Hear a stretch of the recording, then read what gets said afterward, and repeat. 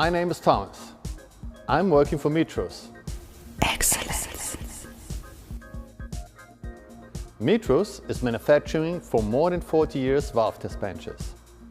Today we would like to share our experience with you. This means we are going to explain you how you can test a control valve. For this purpose we are going to use our CSV 5200. Means we have 50 tons clamping force and we can use it up to a diameter of 200 millimeter or 8 inch.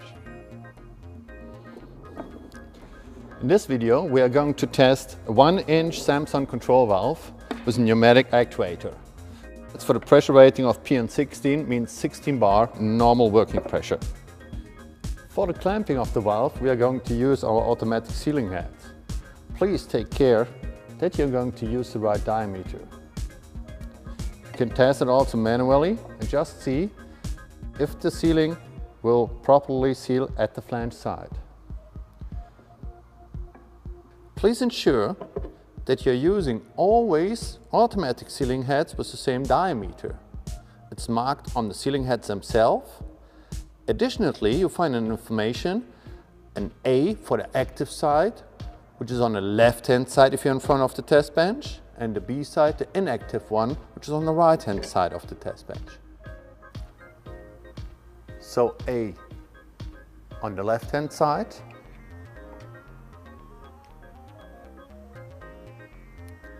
and B on the right-hand side. Just place the valve into the clamping area and tighten it manually, slightly by hand. You don't need to force it. The force will be provided later on by our automatic sealing heads.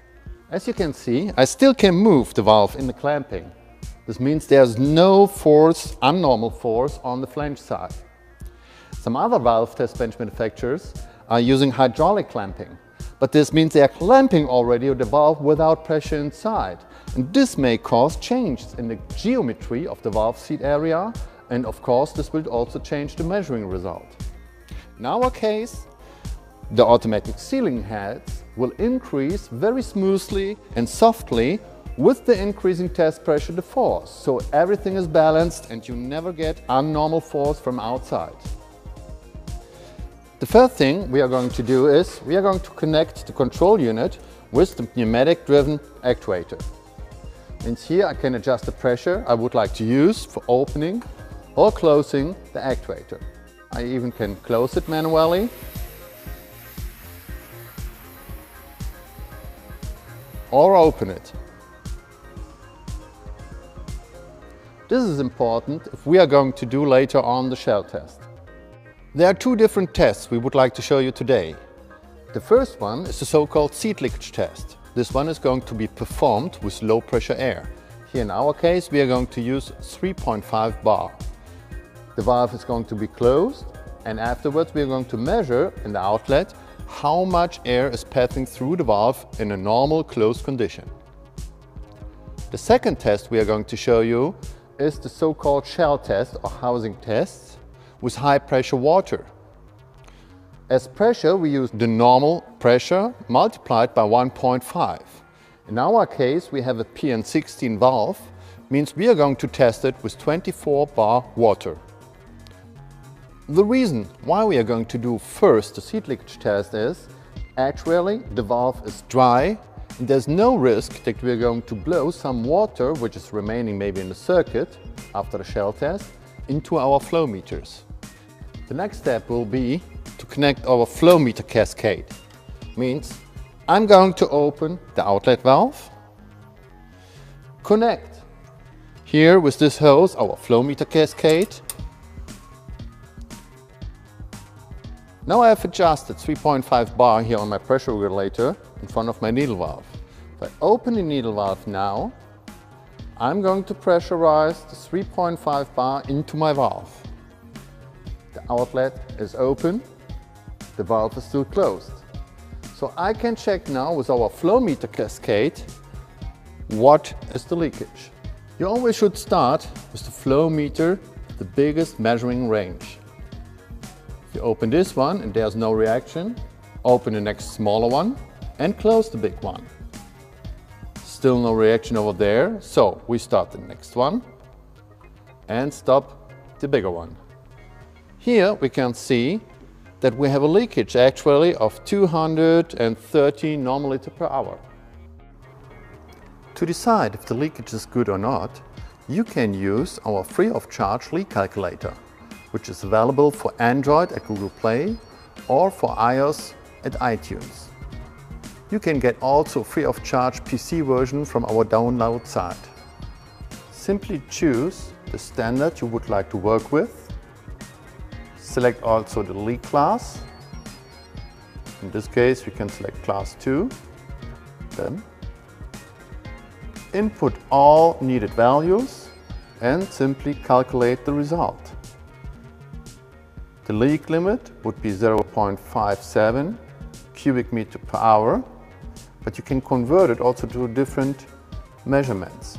In our case, we converted it to liters per hour, and here we have a converted leak up to 572 normal liter per hour. So this means our valve has been in range. When you have finished the seat leakage test, close the needle valve for the air pressure and open the release valve. When the pressure is gone, the warning light is turned off. Now it is safe to open clamping or to remove the valve if you want.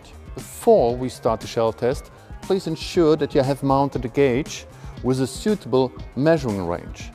Here I have a gauge of 0 to 600 bar. Our test pressure is going to be only 24 bar, so it will be hard to read it, and also the accuracy will not be that good. And this reason I'm going to change right now to a 0 to 250 bar gauge. The ideal one would be to use a 0 to 60 bar gauge. Unfortunately, I don't have this one available now. Before we start the shell test, please ensure that you have removed the coupling from our flow meter cascade, just to ensure that we will not blow water into our flow meters. Then open the needle valve and the output. Switch on the control pressure for our actuator to open the valve completely. And if I switch over now to filling, the electric filling pump starts pre-filling the valve with water.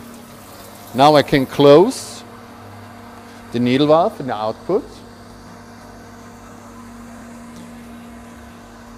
and the electric filling pump will stop automatically.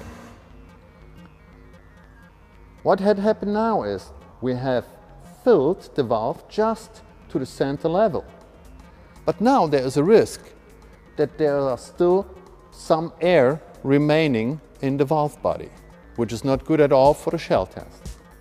So in this reason, we have installed in our test rig a special vacuum system. If I switch over to vacuum now, we are evacuating the rest of the air out of the valve.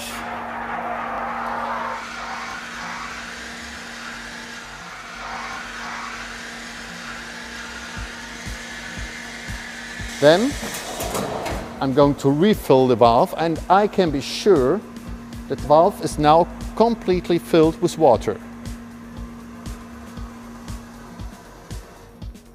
After that, I switch back to hydrostatic test, and I can now pressurize with my needle valve to the required test pressure. After the filling process, I can pre-adjust the test pressure in front of my needle valve.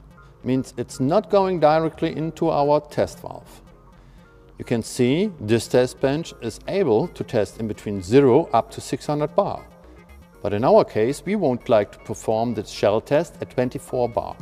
So we just smoothly increase the pressure a little bit. And you see it's going up immediately around 30-40 bar. And if I open now my needle valve, I will pressurize the control valve to the pressure I want. So by opening smoothly the needle valve, I can control the test pressure. If you remember, we want to adjust it to 24 bar. The needle valve is closed, 24 bar are inside of my control valve, and if there's no pressure drop, the test was successful. You can do also a visual test if there's no water leaking somewhere from the valve body. Normal tests are 30 seconds or even 1 minute, but if there's no pressure drop, even after this time, you can be sure this shell test was successful. After the shell test, please release the test pressure with the center needle valve. The warning lamp shows us that there is no more pressure on our valve. Switch off the control air of the actuator.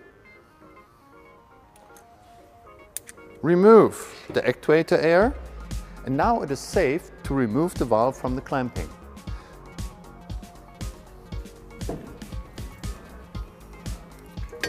Just get some more water out of it. And now you're ready for the next test. I hope you've been able to enjoy our video. We just wanted to give you a brief idea how our test bench works on control valves. Of course, you can use it also for shut-off valve, gate valve, globe valves, or any other type of valves. If you have any further questions, please do not hesitate to contact us. In case you're going to use a different valve test bench, please ensure that you read the manual carefully. And please always respect the regulations which are valid in your area. Stay safe. Over and out.